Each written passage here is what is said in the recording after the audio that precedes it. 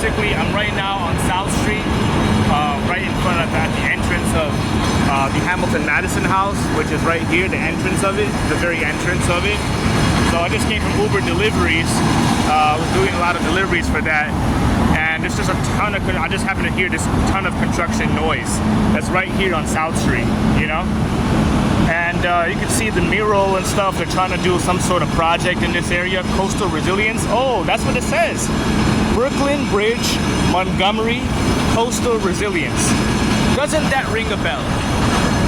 Doesn't that ring a bell? Where else have we heard this term used?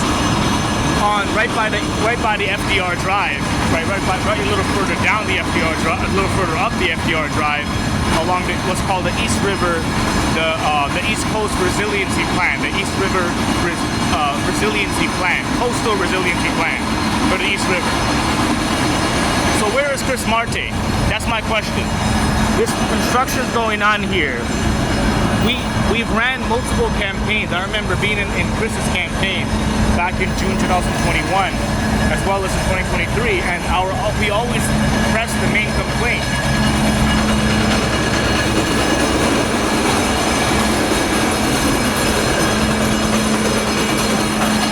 So what I remember is that we always talked about how the construction noise is like such a barrier, it's such a big problem for the local residents in this area and the local community. And I'm wondering why Chris Marte in his first term, I mean, he just completed one term, right? And gotta get away from the construction noise. This is so loud over here. It's super loud. Okay. All right. Okay, so now we can talk, right?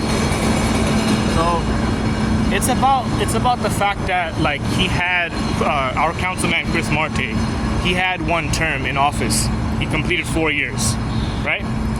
And it's 2025. He won re-election.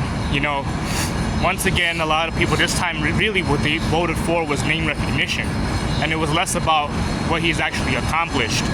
Especially when it comes to, like, he cares so much about the home attendants, right?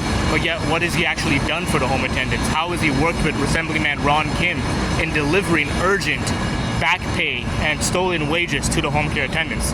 He never, I mean, he did protests, he did rallies, but never did enough, never really delivered. And now I just came from South Street, and it amazes me, it appalls me, like, when I'm someone who I know Chris Marte for a long time, since he was young, and since I was little. I was a little kid back in middle school, and that's how I knew Chris Marte from the very start, and I campaigned with him in 2021 and in 2023. And we always talk about the loud noise, the construction noise, and how these development plans, these are not community based. I'm not sure if Chris Marte is going around now and saying that it all of a sudden is. The East Coast, the whole resiliency plan that goes from here, that stretches from this area all the way up. So it goes all the way past the East Coast. Not East Coast. Well, broadly East Coast, but it goes past the East River all the way up near the Esplanade, right? And right by the East River Park. What was used to be the East River Park, but it's continuous just like this. Construction noise, you have this ongoing project, development project, resiliency project, environmental project, right? So what is it really doing? What is it really doing? And what's the purpose behind it? And has Chris Marte, has he walked away just because he cares so much about the environment?